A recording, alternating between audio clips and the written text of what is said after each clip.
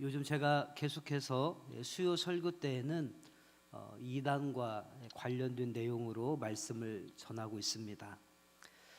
제자대학 과목으로 이단대책교실 과목을 개설해서 진행하기는 했지만 여러 가지 상황으로 인해서 강의를 듣지 못하시는 분들도 계시고 또 제가 교회에서 배려해 주셔서 2년 동안 화요일마다 이단에 대해서 공부를 했는데 그 공부한 것을 조금이라도 성도들의 유익을 위해서 나눠야 할 필요가 있다고 여겨졌기 때문에 계속해서 전하고 있습니다. 물론 해당 사항이 없으셔서 관심조차 없으신 분들도 계시겠지만, 그러나 자나깨나 불조심했듯이 요즘은 자나깨나 또 이단 조심이 그 어느 때보다도 필요한 시기인 것 같습니다. 그래서 이단에 대해서 모든 것을 다 다룰 수는 없지만 기본적인 것만 또 제대로 알고 계셔도 미혹되는 것을 조금이라도 예방할 수 있기 때문에 허락되는 대로 다루도록 하겠습니다. 여러 이단들 가운데서 한국 교회에 가장 많은 피해를 입히고 있는 이단이 신천지입니다. 물론 다른 이단들도 문제가 많지만 신천지가 더욱 문제가 많은 것은 자신들의 정체성을 감추고 또 속이면서 성도들과 또 교회를 직접 공략하는 전략을 행하기 때문입니다. 신천지 이전에도 대부분의 이단들이 있었습니다.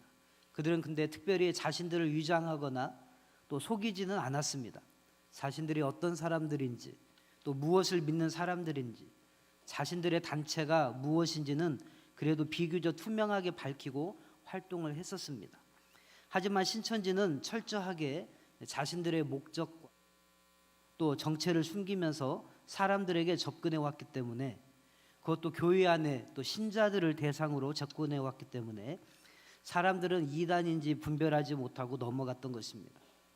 처음부터 신천지라고 하면 사람들이 찾아가지 않을 것이기 때문에 복음방이라든지 또 무료 성경 신학원 또 문화센터 등으로 위장해서 활동하면서 세력을 키워갔던 것입니다. 신천지에서는요, 교인들이 그들의 교리를 완전히 믿어서 이제 가정까지도 포기할 수 있을 정도가 되기 전까지는 신천지에 다니는 사실을 가족들에게 철저히 숨기도록 하고 또 계속해서 거짓말을 하도록 가르칩니다. 더 나아가서는 자신들이 주장하는 교리도 외부인들에게는 철저히 위장해야 한다고 가르치고 있습니다. 그래서 신천지에 미혹된 사람들에게 가족들의 가장 큰 실망과 또 절망을 느끼는 점이 바로 이렇게 아무런 죄책감 없이 거짓말을 하는 행동들 때문입니다. 저도 새가족부를 맡고 있어서 새가족들이 오시면 무조건 환영만 할 수는 없습니다. 그래서 항상 점검하고 또 긴장하면서 주시하고 또 그렇지만 또 표를 내면 안 되잖아요. 그런 참 어려운 점이 있습니다. 근데 이게 교회들이 지금 겪고 있는 문제들 가운데 하나인 것이죠. 그러면 도대체 왜 신천지들은 그렇게 뻔뻔하게도 거짓말을 하면서 전혀 양심의 가책도 느끼지 못하는 것일까 하는 것입니다. 우리의 이성으로는 도저히 이해가 잘 안 가잖아요. 그 이유는 바로 그들이 가지고 있는 교리 때문입니다. 그들에게는 비성경적이지만 자신들은 성경적이라고 철저히 믿고 있는 하나의 교리가 있습니다. 그게 바로 거짓말 교리, 다른 말로는 모략 교리라고 합니다. 세상에 무슨 그런 교리가 있겠는가 싶으시겠지만 사실입니다. 그리고 이것을 성경을 근거로 제시하고 있습니다. 먼저 성경적인 근거를 살펴보기 전에 모략 교리라는 말에서 느끼는 이 모략이라는 단어가 주는 뉘앙스를 생각해 보도록 하겠습니다. 여러분은 모략이라는 말을 들었을 때 어떤 느낌을 받습니까? 좋은 느낌으로 다가옵니까? 아니면 부정적인 느낌으로 다가옵니까? 일반적으로 사람들에게 물어봤을 때 이 모략이라고 하는 단어는 약간 부정적인 느낌으로 다가온다고 합니다. 어떤 연관 단어가 떠오르냐고 물어보니까 권모술수라는 그런 말이 떠오른다고 하더라고요. 그래서 실제로 모략을 국어사전에서 찾아보면 사실을 왜곡하거나 속임수를 써서 남을 해롭게 함, 이렇게 설명을 해놓고 있습니다. 어때요? 사실을 왜곡하거나 속임수를 써서 남을 해롭게 함. 이게 뭐죠? 바로 거짓말입니다. 그러니까 모략이라는 말 속에는 거짓말이라는 의미가 포함되어 있기 때문에 우리가 부정적인 느낌을 받는 것입니다. 그런데 신천지에서는 교인들에게 거짓말을 하는 것이 하나님의 뜻이고 거짓말을 통해서라도 하나님께 영광을 돌려야 한다는 것이 성경에 나와 있다고 주장을 합니다. 그리고 그 근거로 제시하는 성경 구절이 로마서 3장 7절 말씀입니다. 한번 읽어볼까요? 그러나 나의 거짓말로 하나님의 참되심이 더 풍성하여 그의 영광이 되었다면 어찌 내가 죄인처럼 심판을 받으리요. 자, 이 말씀을 한번 띄워놓으세요. 이 말씀을 보면 사도 바울도 거짓말을 통해서 하나님께 영광이 되었으면 죄가 안 된다라고 말했다는 것이죠. 그리고 그러한 죄는 심판을 받지 않는 죄라고 가르칩니다. 그래서 거짓말을 정당화하는 것입니다. 여러분 어때요? 사도 바울이 그렇게 말한 것이 맞지요? 맞나요? 맞잖아요. 지금 문장을 보셨잖아요. 그런데 아무리 사도 바울이 그렇게 말했다고 해도 그것은 어디까지나 사도 바울 한 사람의 말이니까 받아들인다고 해도 왠지 찝찝하잖아요. 그건 그냥 사도 바울의 생각이겠지 이럴 수 있잖아요. 그런데 성경은 또 이렇게 말하는 것입니다. 오늘 우리가 읽은 말씀 본문인데요.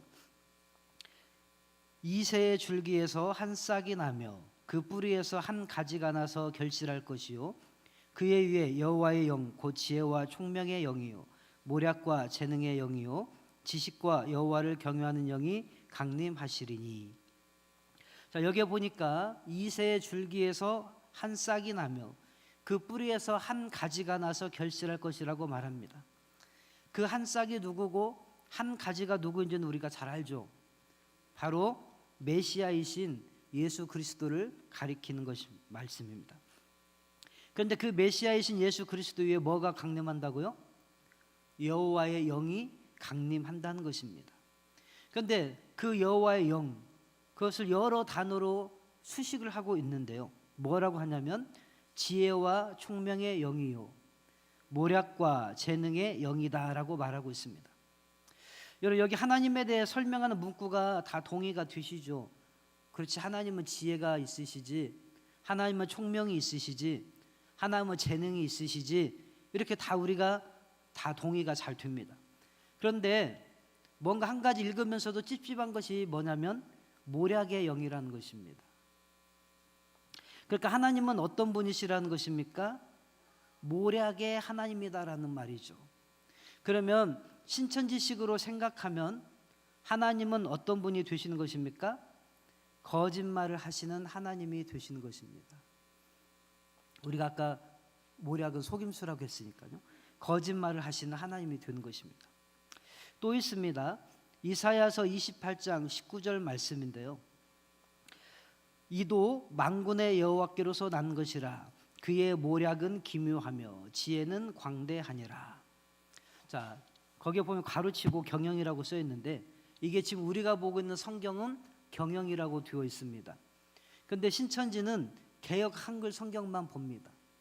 왜냐하면 개역 개정 성경으로 보거나 다른 번역본으로 보게 되면 자기들의 주장이 앞뒤가 안 맞는다는 것이 드러나거든요. 그래서 개역 한글 성경만 보는데 옛날 개역 한글 성경에는 모략이라고 표현되어 있습니다. 모략. 그러니까 하나님은 무슨 하나님이에요? 모략의 하나님인 것입니다. 그래서 신천지는 이렇게 주장합니다. 하나님은 모략의 영이시기 때문에 모략을 사용하신다. 그래서 우리가 목적을 위해서 거짓말을 하거나 아닌 것을 있다고 하거나 있는 것을 없다고 할 수 있다. 다만 그 목적이 의로우면 되는 것이다. 그러니까 목적이 옳으면 수단과 방법은 잘못돼도 괜찮다, 이런 주의인 것이죠. 그렇기 때문에 신천지의 입장에서는 이 모략이라고 하는 단어가 아주 중요한 단어로 자리 잡고 있다는 것입니다. 자, 이렇게 사도 바울도 거짓말을 사용해도 괜찮다라고 했고 심지어 하나님도 모략의 하나님으로서 거짓말을 하시는 하나님이라고 하니 얼마든지 거짓말을 해도 괜찮다 이렇게 생각하는 것입니다. 그런 신천지가 얼마나 신이 났겠습니까? 하나님의 말씀이 자신들의 거짓말을 합리화해주고 있으니까요. 그래서 그들은 거짓말을 해서라도 교세를 확장시키는 것이 바로 구약 성경에 나오는 하나님의 모략을 실행하는 것이라고 가르치고 있는 것입니다. 그러면 여기까지 이해가 되십니까? 그러면 우리는 어떻게 해야 합니까? 신천지의 가르침대로 그렇게 거짓말을 하면서 살아가야 되겠습니까? 그리고 신천지로 넘어가야 될까요? 그건 아니겠죠. 그러면 그들의 주장을 반박을 해야 할 텐데요. 뭘로 반박을 할 수 있겠습니까? 우리의 무기는 하나님의 말씀밖에 없잖아요. 그래서 말씀으로 반박할 수밖에 없습니다. 먼저 그들은 모략이라는 말의 국어 사전적인 의미부터 온전히 이해하지 못하고 있습니다. 처음에 우리가 모략이라는 말이 부정적인 느낌으로 다가온다고 했죠. 왜냐하면 국어 사전에 사실을 왜곡하거나 속임수를 써서 남을 해롭게 함 이렇게 쓰였기 때문에 그렇습니다. 근데 사전에서는 그 하나만 해석되어 있는 것이 아니라 또 다른 해석이 있습니다. 그게 뭐냐면 책략 또는 계책 이렇게 되어 있습니다. 즉 속임수가 아니라 어떤 일을 성취하기 위해 세우는 여러 가지 방안들, 대책들 중에 하나를 이야기할 때, 그 대책을 이야기할 때 모략이라고 하는 말을 사용한다는 것입니다. 그러니까 우리말 모략이라는 단어는 두 가지 면을 가지고 있는 것이죠. 부정적인 면으로 볼 때는 속임수라고 하는 뜻이 있고, 긍정적으로 볼 때는 책략, 대책 이런 뜻이 있다는 것입니다. 그래서 우리가 문맥을 잘 봐가면서 해석을 해야 되겠죠. 그런데 이것만 가지고는 잘 와닿지 않습니다. 이건 우리말이니까요. 그래서 우리는 성경을 좀 더 살펴봐야 될 필요가 있습니다. 오늘 본문에서 언급된 하나님에게 쓰이는 모략의 영어로서의 그 모략은 그 단어가 히브리어로 에초트라고 합니다. 에초트. 이게 모략인데요. 이 에초트라고 하는 단어가 변형이 되기 이전 근원적인 그 단어는 뭐냐면 애차라고 하는 단어입니다. 유식해줘 볼까요? 따라해 볼까요? 애차. 네, 애차. 애취가 아니고 애차. 그런데 이 애차라고 하는 말의 뜻이 뭐냐면 분별하는 능력, 분별해 주는 것. 다른 말로는 상담이라고 하는 뜻이 있습니다.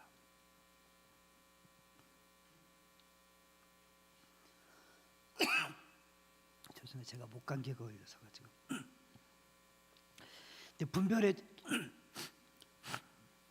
분별해 주는 것, 판단해 주는 것, 어떤 길로 갈지를 정해 주는 것. 이렇게 들어주는 것, 이런 의미를 담고 있는 것이 애차입니다. 그래서 모략이라고 하는 말이 사실은 분별 또는 상담, 조언, 계획이라는 의미로 사용이 된 것입니다. 그러니까 여기에서는 이 애차라는 말은 거짓말이라고 하는 뜻은 전혀 포함되어 있지 않는 단어라고 하는 것이죠. 이 애차라는 단어가 또 어디에서 나오냐면요. 이사야서 9장 6절입니다. 같이 읽어보겠습니다. 이는 한 아기가 우리에게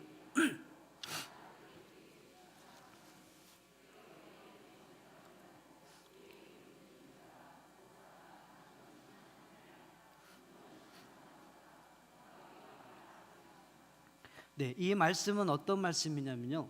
이스라엘 백성들이 이제 나라가 점점 약해지니까 주변 강대국들에게 귀를 기울이기 시작합니다. 그리고 그 강대국들의 도움을 받기 위해서 이제 그쪽으로 가려고 하는 것이죠. 그래서 당시 이스라엘 주변의 강대국들이라고 하면 크게 두 나라밖에 없었습니다. 바로 바벨론과 애굽이었습니다. 그래서 정치권이 친바벨론파가 있고 그 다음에 친애굽파로 나뉘어져서 서로 막 주장을 펼치는 것입니다. 그것이 이제 예레미야서에도 나오고 이 이사야서에도 나옵니다. 그러니까 이사야 선지자가 이스라엘 백성들에게 이렇게 주장을 한 것입니다. 야, 기다려라. 하나님께서 너희들을 위해서 준비하신 것이, 계획하고 계신 것이 있다. 나중에 우리 민족 중에 한 아기가 태어날 것인데 그 한 아기는 기묘자라, 모사라, 전능하신 하나님이라, 이렇게 이야기하는 장면인 것입니다. 이때 기묘자라, 모사라 할 때 이 기묘자는 놀라운 존재란 뜻이고요. 모사라고 하는 말이 바로 히브리어 우리가 살펴본 에차입니다. 그런데 모사가 무엇입니까? 바로 상담가입니다. 실제로 영어 성경에서는 카운셀러라고 되어 있습니다. 우리말로 하면 상담가인 것이죠. 그러니까 하나님은 뭐예요? 속임수를 쓰시는 분이 아니라 상담가라고 하는 것입니다. 우리에게 조언을 해주시는 하나님이시라는 의미입니다. 따라서 그렇게 해놓고 오늘 본문을 다시 살펴보면 원래는 이렇게 해석이 되어야 맞는 거죠. 그의 위에 여호와의 영, 곧 지혜와 총명의 영이요 상담과 재능의 영이요, 이렇게 해석이 되면 우리가 혼돈하지 않을 텐데 이 모략이란 말이 들어가니까 헷갈린 거죠. 그래서 영어 성경으로도 보면 The Spirit of Counsel 이렇게 되어 있다는 것입니다. 그래서 상담의 영이다 이렇게 되어 있다는 거예요. 그런데 이 모략이라고 하는 말을 또 다른 곳에서 등장을 하는데 시편 35편 20절입니다. 같이 한번 읽어볼까요? 무릇 그들은 화평을 말하지 아니하고 오히려 평안히 땅에 사는 자들을 거짓말로 모략하며. 거기에 보니까 거짓말로 모략하며, 왠지 기분이 이게 좋은 표현인 것 같아요? 안 좋은 표현인 것 같아요? 네, 안 좋은 표현인 것이죠. 부정적으로 사용하고 있습니다. 아까 우리가 살펴봤던 이사야서에 나왔던 모략이란 말은 좋은 의도의 애차라고 하는 단어의 모략이었는데 여기에 나와서는 모략이란 말이 앞뒤 문맥을 보니까 좋지 않은 내용이겠죠? 맞습니다. 여기에서 사용되어지는 이 모략이라고 하는 원어는 애차가 아니라 하샤브입니다. 하샤브. 이제 두 번째 단어 해볼까요? 하샤브. 네. 자, 이제 여러분 이제 유식해지셨습니다. 두 개. 자, 이 하샤브라고 하는 말은 무슨 뜻이냐면 공작하다, 음모하다라는 의미입니다. 음모를 꾸미다 이런 얘기죠. 그러니까 아까 이사야서의 말씀의 모략과 완전히 다른 뜻인 것이죠. 맞습니까? 네. 그래서 영어 성경으로 보면은 lie, 거짓말하다 이런 말입니다. 또 사기의 말을 지어내다, 기만의 말을 지어내다 이렇게 해석을 하고 있습니다. 그런데 이게 한국말로는 모략이라고 하는 한 단어로 쓰여 있으니까 이게 이단들이 그냥 묶어서 이 모략이나 저 모략이나 같이 묶어서 퉁치고 지나가는 것입니다. 그러니까 원어도 모르고 또 우리가 영어로 성경을 안 보면 한국말로만 보면 하나님은 모략의 영이다, 모략을 사용한다, 그래서 거짓말을 해도 된다, 이렇게, 그래서 성경에 이렇게 써 있지 않느냐 들이대면서 주장을 한다는 것입니다. 여러분, 이게 가능할까요? 이런 거에 사람들이 속을까요? 하나님은 거짓말을 하신다, 거짓말을 해서라도 하나님께 영광을 돌려야 된다, 그래서 우리는 거짓말을 한다, 이렇게 가르치면 그게 넘어갈까요? 넘어간 사람이 있을까요? 없을까요? 있죠. 말도 안 되는 것 같죠. 어떻게 그럴 수가 있어? 라고 생각하실 수가 있는데 제가 좀 증거 자료를 가지고 왔습니다. 영상을 하나 잠깐 보실 텐데요. 이미 이 영상을 보신 분도 계실 겁니다. 신천지에서 추수꾼 만들기라고 해서 자기네 사역자들을 길러내는 코스가 있습니다. 그때 그 자리에서 실제로 이루어졌던 강의인데요. 이 강사가 뭐라고 하는지를 잘 들어보시기 바랍니다. 5분짜리 조금 길긴 한데요. 한번 좀 어둡게 해주시고 보도록 하겠습니다.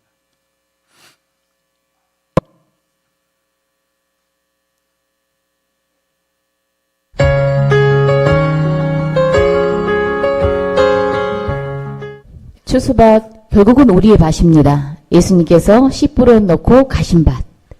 그래서 마지막 때에는 추수 밭 씨 뿌린 곳에 가서 뭐 하래요?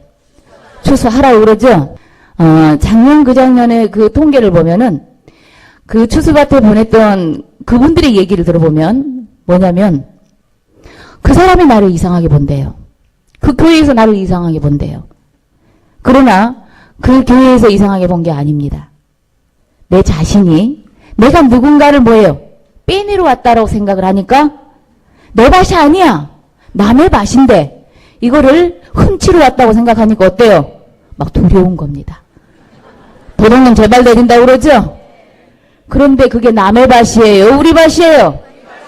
아이 도둑놈이 뺏어가지고 우리 것인데 소나기째 치고 있는 겁니다. 그런데 우리는 뭐예요? 남의 건데 내가 뺏으러 갔다라고 생각을 합니다. 그러니까 두려운 겁니다. 그러나 그것은 예수님께서 명령하신 우리의 밭, 우리가 추수해야 할 터전입니다. 맞죠? 이제 앞으로 전도 방향은요, 추수밭 전도예요.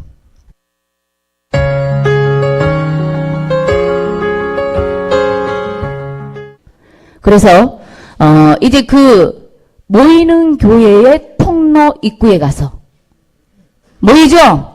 뭐 정해진 시간 딱 있잖아요. 모이지 말라 해도 다 모이잖아요. 우리 그 시간 뻔히 알잖아요. 맞죠? 그 내부 안에 들어가서 하는 방법도 있지만 내부 밖에서 시작하는 시간, 끝나는 시간 거기에서 잡는 방법이 많습니다. 또 안에 들어가서 지금 활동하신 분들을 통해서도 잡아내는 방법들이 많이 있어요. 이제 혼자가 아니기 때문에. 그래서 꼭 추수밭은 예배드려 주는 것이라는 그 관념을 버리십시오. 교회 앞에 안 들어가도 괜찮아요. 교회 가는 그 시간 때에 그 교회 꼭 앞이 아니고 약간 꼴목 떨어지면 항상 그 길로 다 들어가죠. 호기들이 그 길밖에 없으니까 거기 가서 보고 있다가 인상이 좋고 저 사람이 참 괜찮다 하면은 가서 이제 제가요 지금 교회를 알아보는 중이다. 왜 그러느냐? 내가 아는 누구누구가 있는데 이 사람이 지금 신앙을 열심히 하다가 해야 됩니다. 열심히 하다가 뭐하냐? 시험 들어가지고 누구한테? 목자한테. 알겠죠? 목자한테 시험 들어가지고 지금 쉬고 있는데 좀 제가 여기다 인도를 하려고 했는데 나는 너무 멀다. 안양이니까 멀죠? 되잖아요. 안양이니까 너무 먼데 전도 좀 부탁합니다. 하고 이렇게 이제 부탁을 할 거예요. 그러면 그들은 뭐예요? 지금 전도가 안 되기 때문에 전도하려고 애를 씁니다. 바로 그러면 뭐하냐? 전화번호 달라고 해요. 그럼 바로 우리는 가만히 있어도 어때요? 자기가 갈 일을 해. 맞죠?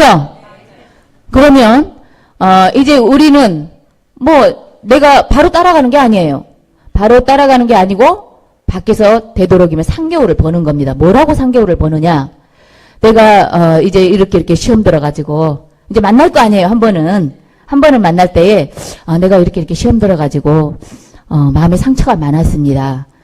근데 지금 하는 일이 있는데 항상 마음은 하나님께 있는데 마음은 두렵고 하는데 지금 일들이 너무 많다. 아니면 가족에 핍박이 있다 해가지고 제가 가끔 한 번은 나갈 수 있는데 3개월 후에는 이제 확실하게 내가 다녀줄 수 있습니다. 알겠어요? 그러니까 3개월을 벌어놓는 겁니다. 이 3개월 동안은 뭐 할 거냐? 그 사람이 나를 관리를 해요. 그럼 내가 만나자고 하면 만나줍니다. 그때 여러분들은 간증도 하고, 이해되죠? 간증도 하고 하면서 내가 예전에 믿음이 좋았을 때, 그래서 내가 옛날에는 믿음이 좋았는데 시험 들어서 떨어진 걸로 한 겁니다. 옛날에 믿음이 좋았을 때에 나에게 믿음을 주신 분이 있었어요. 내가 그때 아주 열정이 대단했고, 나의 어려움이 있는데 그분을 통해서, 그분의 기도를 통해서 모든 문제가 해결이 돼버렸어요. 근데 이분이 어디 갔느냐? 회로 만드시면 좋습니다. 알겠죠? 아니면 지방으로 만들어서 또 다시 이사 왔다라고 해서 나중에 만나게 해도 되고요. 이 3번은 누구냐? 교육자입니다. 그렇게 해서 이제 간증을 하면서, 그런데 이제 그때부터 이제 모략이 들어가는 거죠. 어느 정도 나를 좀 가까워지고, 한 달간은 좀 사귀는 기간으로 가져도 좋습니다. 막 너무 급하게 가자마자 막 먹으려고 하면 안 돼요. 절대 안 되고, 한 달간은 끌어당기고 한 번씩 가면서 한 달에 한 번 가도 좋아요. 맛배기만 모이면서 이제 그 사람을 나를 완전히 관리할 수 있도록. 그리고 난 다음에 내가 그 간증 속에 소개했던 사람을 이제 2달째 들어갈 때는 출연을 시키는 겁니다. 어느 날 둘이 있을 때 전화가 오는 것처럼, 아니면 우연히 마주치는 것처럼. 이게 모략이죠? 이건 누가 명령하신 거라고요? 하나님께서. 자, 마지막에 뭐라고 했어? 이 모략을 누가 만들었다고요? 하나님께서. 하나님을 뭘로 만드시는 것이, 뭘로 만드는 거요? 거짓말쟁이, 속이는 존재로 하나님을 그렇게 몰아가고 있다는 것입니다. 이 영상이 좀 더 길어요. 원래는 1시간이 넘는 거고 돌아다닌 것은 한 14분짜리인데 그 중에 제가 앞부분 5분만 제가 이제 편집을 했습니다. 여러분, 근데 실제로 이렇게 해서 넘어간 교회가 많습니다. 근데 신천지에서 모략이라는 말을 속임수라고 하는 뜻으로 사용해서 우리에게 전달하는데 그 많은 사람들이 왜 속을까요? 이 사실을 모르고 있는 것인가? 네, 모르고 있는 것입니다.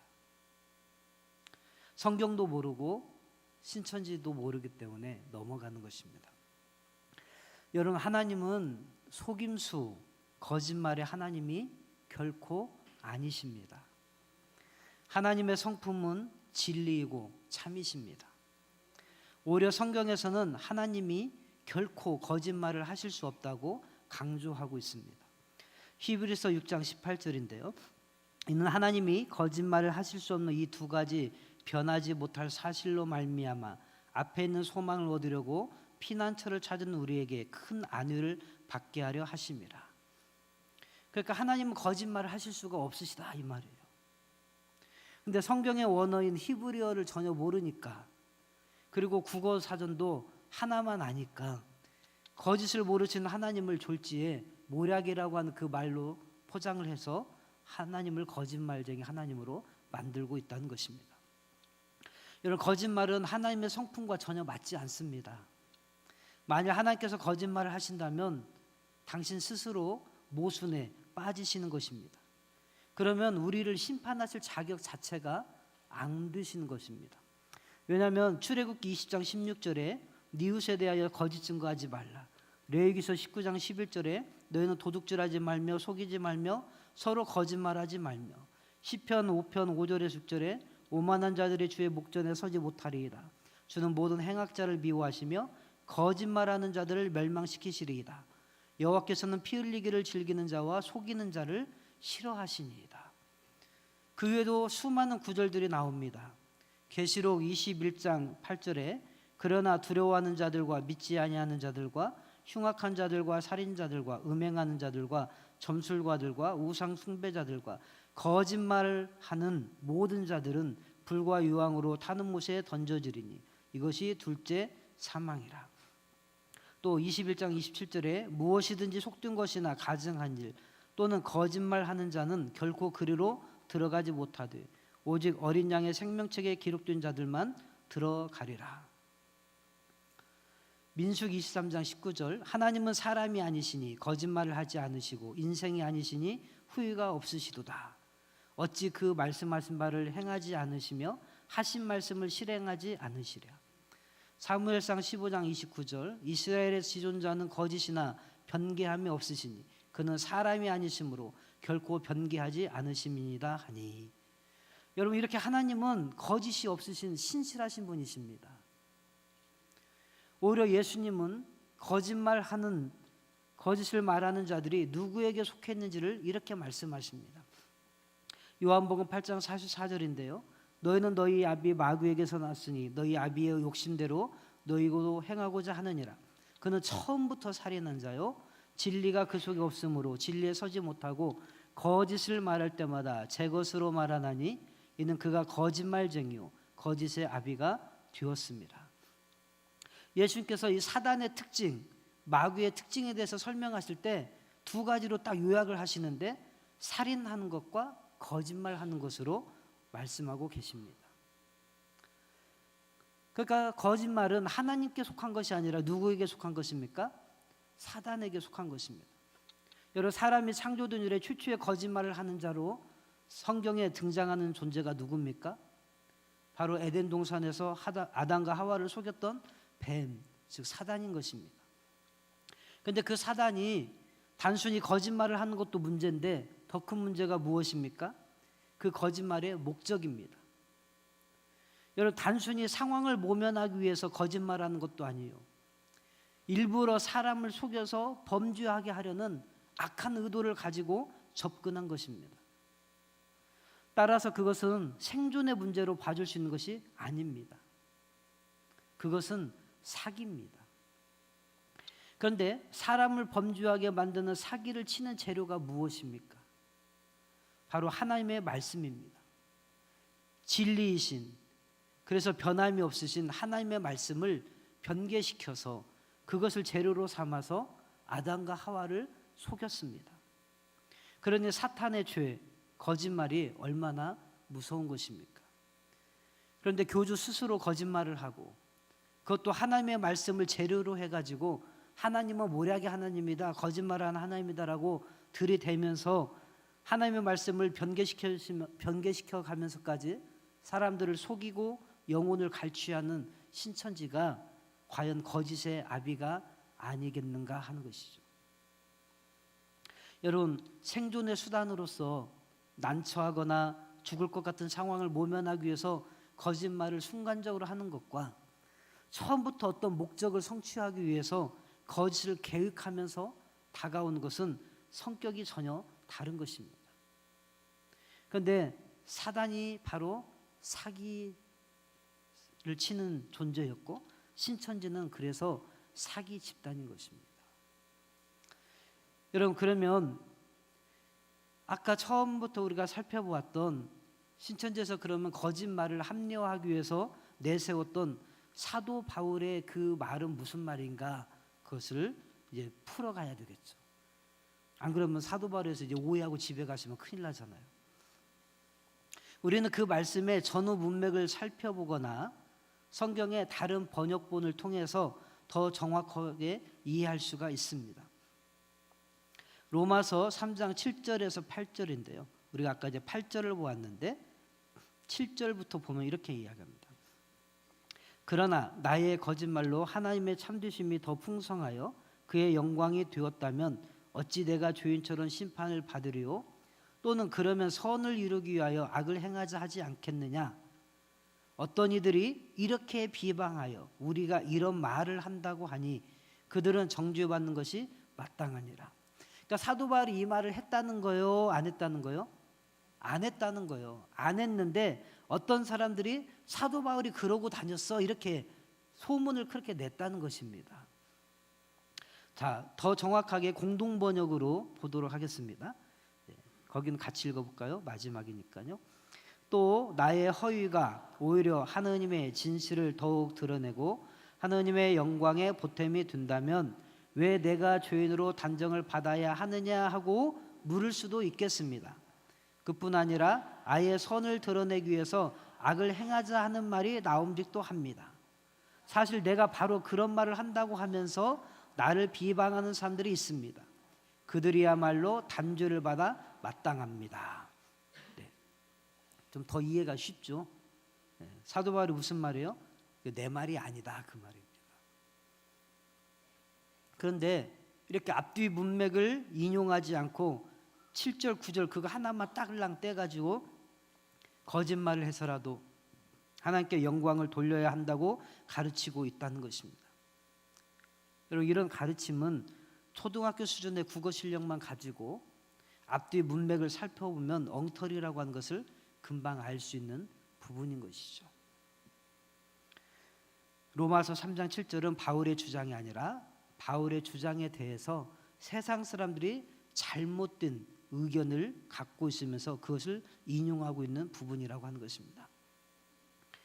그래서 이 말씀을 올바로 해석한다면 신천지처럼 거짓말을 통해서 하나님께 영광을 돌리자라고 주장하는 사람들은 마땅히 정죄받아야 한다는 것이 사도 바울의 마지막 결론인 것입니다. 그러니까 신천지가 단죄받아서 마땅한 집단인 것이죠. 자, 여러분, 거짓말은요 일반적인 윤리로도 합리화될 수 없는 것입니다. 하물며 하나님의 말씀을 가지고 그것도 하나님의 성품을 거짓말쟁이로 만들어버리는 신천지야말로 극악무도한 집단이 아닐 수가 없다는 것입니다. 자, 이제 신천지는 그렇다 치고요. 여러분, 말씀을 맺겠습니다. 신천지가 거짓말을 하는 것은 그것이 자기가 사단에게 속해 있다라고 하는 증거를 드러내는 것뿐인 것이죠. 사단은 제 것을 가지고 거짓을 말하는 거짓말쟁이라고 했습니다. 그러면 저와 여러분들은 사단에게 속한 자가 아니면 둘 중에 하나인데, 우리는 사단에게 속한 자가 아니면 누구에게 속한 자입니까? 하나님에게 속한 자입니다. 그러면 우리가 하나님께 속한 자라면 어떻게 살아가야 될까요?